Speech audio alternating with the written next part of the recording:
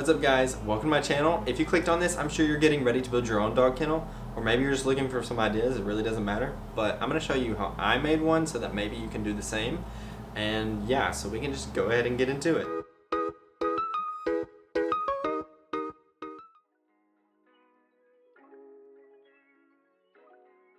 I started off by adding strips that were 3/4 inch thick so that the kennel would be sitting off the ground just a little bit. Alright, so I just got all the boards cut to size for the back of the kennel, and these are all 1x12s, and these actually measure 11 1/8 instead of 12 because it's always shorter. And this one I cut down to 8 5/8 so that whenever we put it all together it'll only be 32 inches, I think. So yeah, I had to cut this one a little bit, and these are still full size. So next I'm going to put pocket holes in it, and then I'll screw it together using the pocket holes.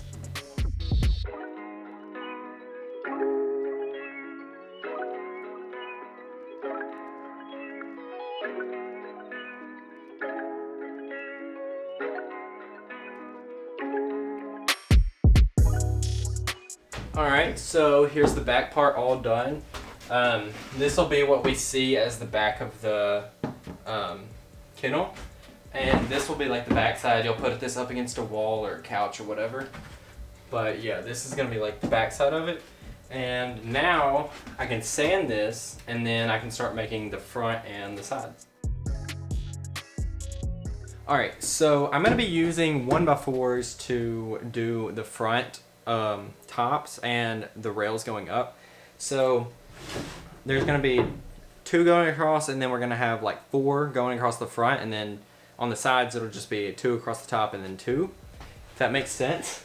But so I have my boards here. I'm going to cut these to 85 inches long, so it's going to be a 3/4 inch overhang on the front, so that whenever we put on the sides you won't be able to see the sides from the front end. So yeah, these will be cut to 85 inches long, and then the rails going up will be in between these. So we're gonna subtract 7 inches because these are both 3.5 inches, so that adds up to 7. So we're gonna subtract 7 inches from that, and then so these will be 31 inches tall. Yeah, so for the total height of it, including the little space on the bottom and the top that will sit on it, will be, okay, the total height will be 32.5, so yeah, that makes sense. And I'm going to try to include like a little diagram or something showing you all my measurements, so I'll put that into the video or something like that. But yeah, so I'm just going to cut these to size, and then we can start assembling and drilling our holes for the rebar.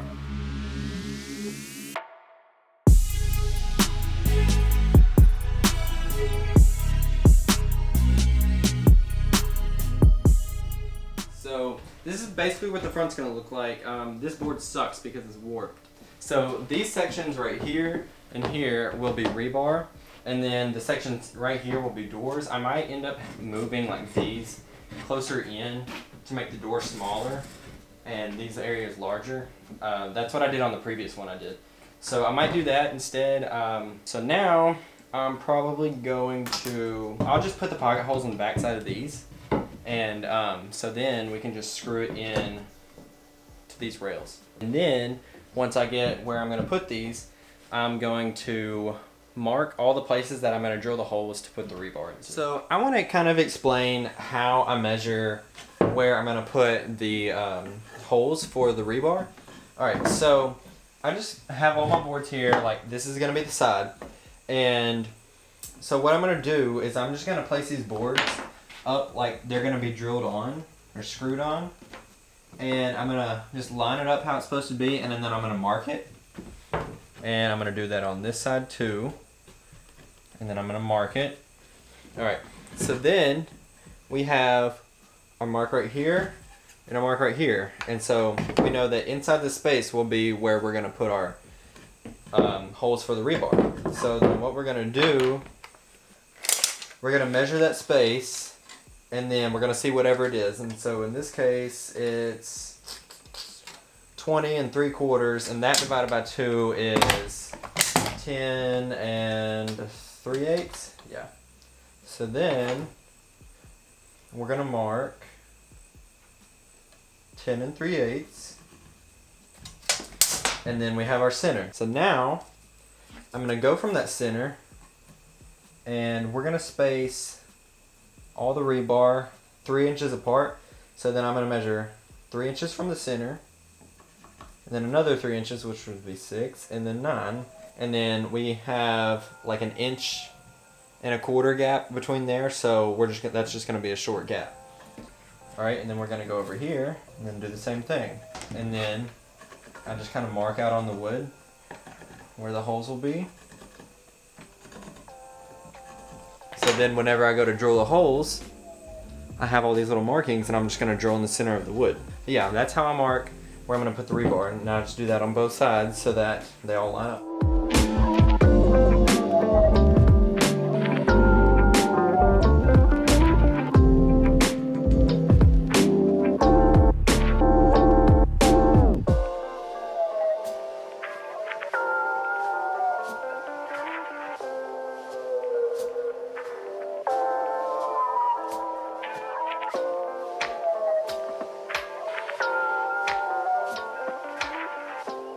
And just a little side note, this is that warped board that I mentioned earlier, and this made it so hard to fit all the rebar into each slot without the other side popping out. So yeah, if you can find any straight boards to do this with, I would highly recommend that.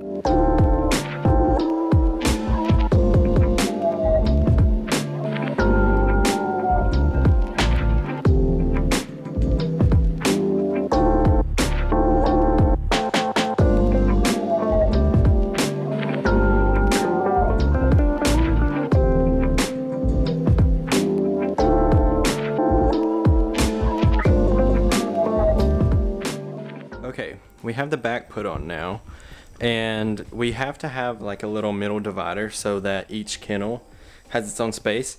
So I just did the exact same thing I did for the back, and I just cut these are 27 inches wide, which is the exact same width of the base. So yeah, I did exactly how I did the back. I added the pocket holes to put them in.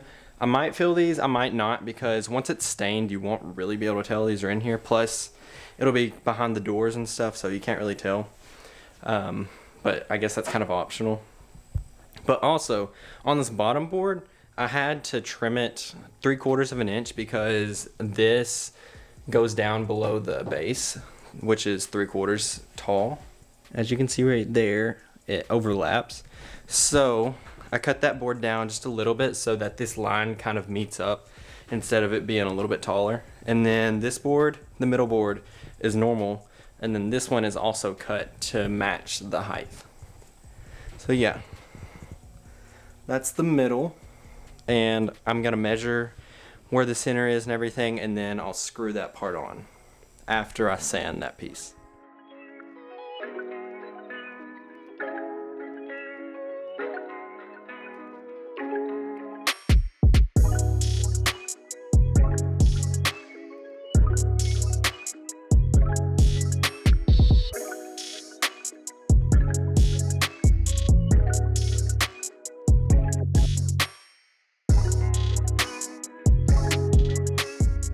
So to screw on the top, I'm going to be using pocket holes, of course, and I'm just using this small jig to do it, but I think it would be a better idea to drill these beforehand when you're drilling the rest of your holes. Before staining, I use some stainable wood filler to fill all the screw holes and all the joints to make everything look more seamless, and once that dried, I sanded everything down once more to make everything super smooth. And then, once that was done, I stained everything with a Jaco bean colored stain.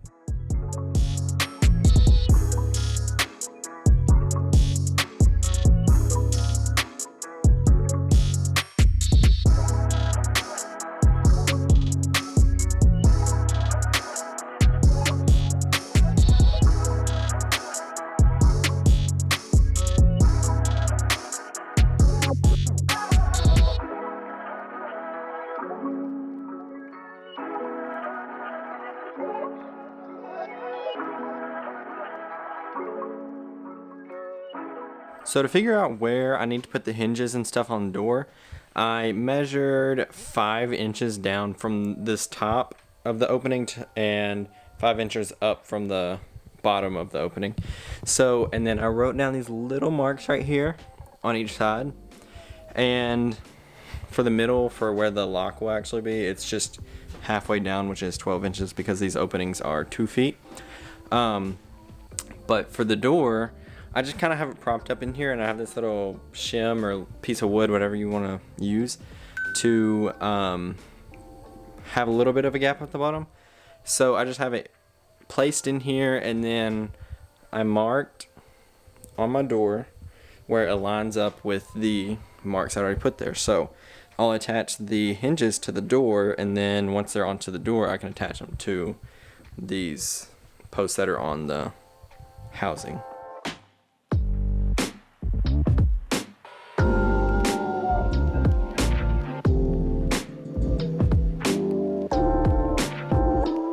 Alright, so I'm going to be using these barrel locks, if it will show. Yeah. So I bought these already black because the hardware store had these, but they didn't have these hinges in black. So I'm just going to paint these like with some probably satin black spray paint, and they should pretty much look the exact same.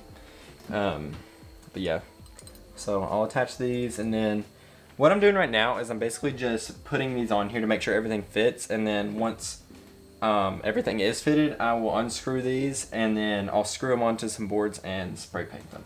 And then once they're dry and everything, I can screw it back on.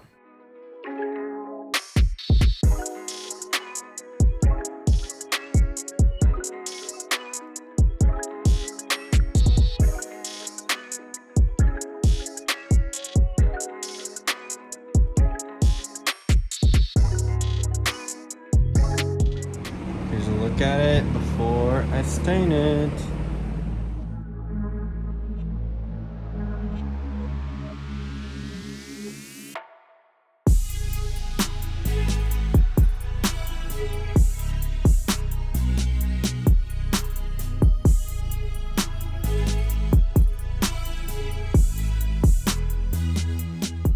I used a Satin Polycrylic to coat the entire thing just to give it just a little bit of a sheen, and then once that dried, I got a 600 grit sandpaper and sanded everything down just to get rid of any of those bubbles or imperfections in the surface.